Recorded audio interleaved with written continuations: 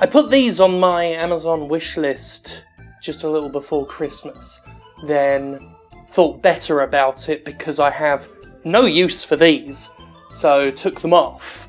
But someone, I don't know who, there was no note or anything, someone got them regardless, presumably before I removed them, and here they are.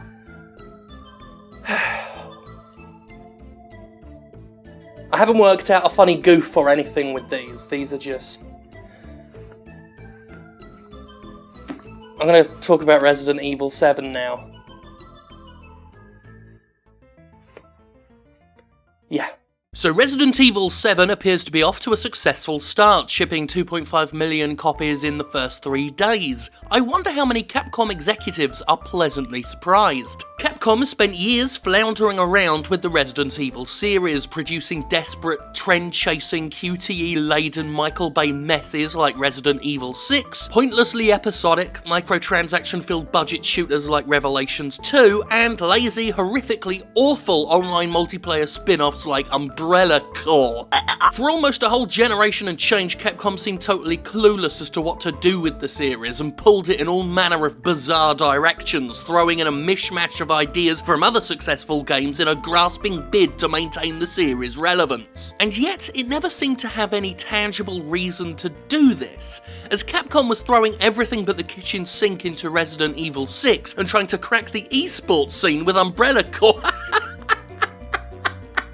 Nobody was ever clued in as to why Capcom felt it needed to so drastically reinvent the wheel or chase trends outside of the horror genre, when there didn't seem to be any indication that survival horror was in trouble. There wasn't that much competition on the market, and the Resident Evil series hadn't exactly been failing before all these panicked reinventions. It's like they had one success with an overhaul with Resident Evil 4, and then just went Sonic the Hedgehog, warping and mutating the thing every chance they could get. That was a callback to like a really old Jimquisition about Sonic the Hedgehog. It was like one of the first ones we did on Patreon, and go check it out. Around the turn of the last generation, the big budget game industry at large seemed to suddenly move away from horror. While the PSX and PS2 eras saw a golden age of amazing survival horror experiences, the rise of the PS3 and Xbox One saw a dramatic pulling away from the genre. Even those few AAA games that still dabbled in horror risked being pulled apart by focus group driven executive meddling, as we saw when Dead Space changed from tense sci-fi terror to free-to-pay co-op shooter over the course of 3 games. Proper spook fests became increasingly rare, and no good reason was ever really stated why. Cliff Bleszinski would shed some light on the attitudes, claiming $60 horror games don't quote-unquote fly in a modern market,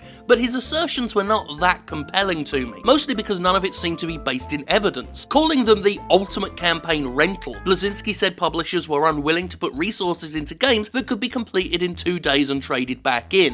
This, of course, ignores the massive success of games like BioShock and Dishonored, games driven by solo campaigns that lasted around the classic 8 to 10 hour mark and suffered from the same presumed problems of $60 horror games. Both of them seemed to do alright, as did plenty of other single-player experiences that could be done in 2 days. That said, Bleszinski's arguments seem to only be reflective of the attitude of the big-budget game industry. Plenty of executives over the years have tried to sway the public against single-player games because they naturally get more direct engagement and influence via online play, as well as more quote-unquote justifiable opportunities for DLC and microtransactions. Since many horror games, especially the classic examples, are solo experiences, they were clear victims of this push toward co-op and online functionality that dominated much of the previous generation. Then Amnesia happened, and Outlast happened, and YouTube facecam things happened and got millions and millions of views, and publishers thought, you know what? Did anybody check to see if horror games weren't selling? Did anybody check? Returning to Capcom, it's clear that at some point they became ironically terrified of survival horror as a genre. They realised they still needed to make nods to the series' horror roots, and we got at least one decent hybrid of scary and shooty in the original Revelations, the 3DS version, not the inferior Wii U version, but it was clear that Capcom was doing its best to move away from the scares and bring in more and more guns and soldiers. At this point, it's only fair to acknowledge that the more action-oriented Resident Evils 4, 5 and 6 sold more combined than Resident Evils 1, 2 and 3. In fact, all three of what we'll call the Shooty Bang trilogy make up 2/3 of Capcom's best-selling games of all time, with only a Street Fighter in there breaking them up.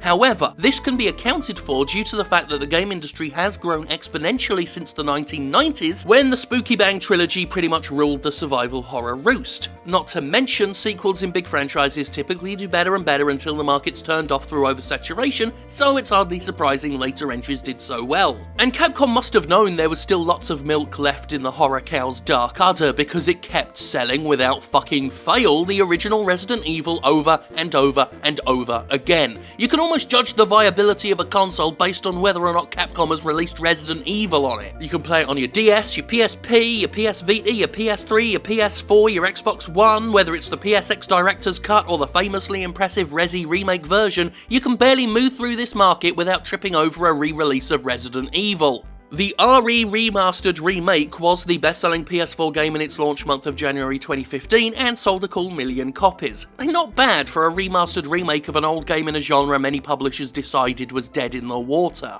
Yet despite Resident Evil building itself off the back of horror, and despite Capcom still able to make easy money with re-released classics, contemporary releases looked increasingly clueless from a creative standpoint. That is, until Resident Evil 7 moseyed into town and was really fucking good. Although its first-person perspective makes one think of contemporary horror releases such as Outlast or Alien Isolation, and several sequences mimic the stealth-based avoidance of an implacable foe like you'd find in those games, though they're rarer than you might think. Resident Evil 7 follows the beats of the original Resident Evil to a surprising degree. The map design, with its many hallways and multiple locked doors with extravagantly themed keys, faithfully returns us to an evocative location deserving of iconic status. That's real iconic, not Ubisoft iconic. Combat is no longer about taking cover and spraying bullets everywhere, but maintaining safe distances and taking careful shots when one can, or otherwise attempting to avoid monsters altogether. Backtracking is treated as a way to get familiar with a location rather than a shameful stalling tactic. Even better,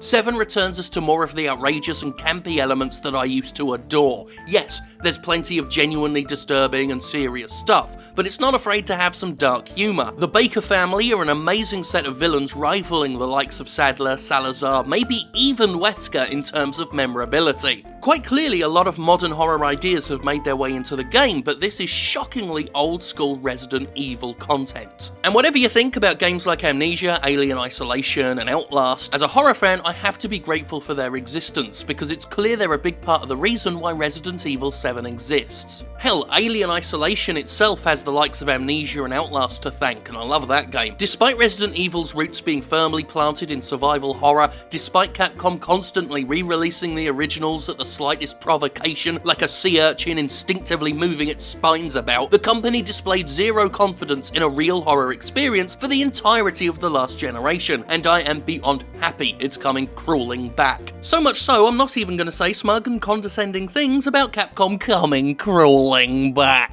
Capcom's realization that it could probably make a Resident Evil survival horror game and get away with it, as if that should be a dramatic fucking shift, reminds me of that time Square Enix expressed surprise that a Japanese RPG, you know, like the type the company built its fucking reputation off of back when it was 2 companies, could actually sell well. Quite infamously, Square Enix released Bravely Default on the 3DS and was somehow taken aback at how well it performed in the West. Because it's a great sign for the industry when a company that produces a thing the company is famous for wasn't expecting the thing it was famous for to sell well when the thing it was famous for was sold. 2 years ago, company president Yosuke Matsuda had salient words that I think any publisher ought to pay serious attention to.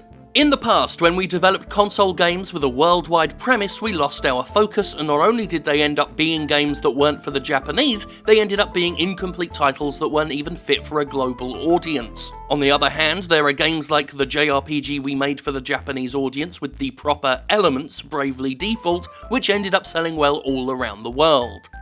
Well, yeah, it was a good fucking game. You made a really good game and you marketed it well enough and it sold. You did what you were good at. It's not rocket fucking science! Basically, when Square Enix stopped fucking around and trying to cynically force all their games to have mass worldwide appeal, when they focused their efforts on producing something they knew how to produce and did it well, they found a lot more success. Ironically, by making a game that appealed to Japanese audiences, they more easily appealed to a wider audience than something artificially constructed to appease some amorphous demographic. This is not to say that games should never experiment or try new things. Resident Evil 4 would like to have a word otherwise. It should be encouraged to try new things, but reinventing the wheel for insincere, profit-led motivations, doing it for its own sake, trying immediately to make a game that appeals to everybody in a disconnected, focus-tested way, is likely going to result in a game that doesn't appeal to many people at all. Just look at what EA did with Fuse when it tried that exact same stunt. You end up creating a grey sludge of an experience that can't commit to anything and is afraid of being too unique for fear of turning any single player away. Or you end up with Final Fantasy XIII, a convoluted mess of a fuckdick that had no fucking clue what it was doing other than giving Square Enix's art department another chance to masturbate itself into self-indulgent oblivion. It erodes the chance for diversity and brings all games toward a congealed, indistinct status quo that we can see almost uniformly across Ubisoft's output these past few years. In a way, Resident Evil 7 bravely takes the series back to its default state. Just like Bravely Default itself returned us to classic JRPGs after a drought of good ones and was richly rewarded for it. And unlike a lot of recent Resident Evils, it felt very, very comfortable with itself, like it knew what it was doing. It wasn't flailing around, grasping for meaning and direction like Resident Evil 6. It was confident, beautifully paced, and it had a very specific purpose which it appeared effortless in realising. It's almost like making the games you want to make, rather than making the games your sample size of American teenage boys tells you to make, is actually better for the games themselves. That's why I'm so happy Resident Evil 7 bravely defaulted and became a production that's not only entertaining to play, but comes across as utterly sincere, like it came from a place of creativity and excitement, and that is the difference maker. Also, I'm unreasonably happy about my bravely defaulted thing that I said. So I've realised that if I wear them like armlets, they grant me no superpowers. But bad guys don't know that unless they're fans of the Jimquisition, which there's always a chance. But they don't know that. For all they know, I've got the power of the shrimp slap. So that's what I'm going to be known as from now on. Shrimp slap. Pacha! Oh.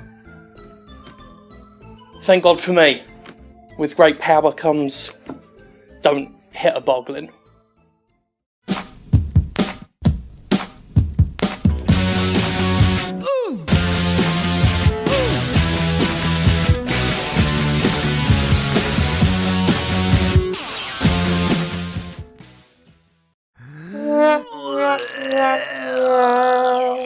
Oh, Ubisoft! Time for another edition of Oh, Ubisoft. All the news stories that make us roll our eyes and say, oh, Ubisoft. This is actually a follow-on from last week. I wish I'd recalled this before we did it. But this follows on from last week's Oh, Ubisoft, where we talked about microtransactions coming to The Division, which have been introduced, almost a year later, and are bullshit, because it's Ubisoft. As the friendly folks at Let'sPlayVideoGames.com rightly point out, Ubisoft is talking bollocks. Last year, just before the launch of the game, Ubisoft said, no microtransactions at all, okay? Not even for vanity items, that's your cosmetic stuff. Vanity items will be sold as DLC through the regular first-party stores.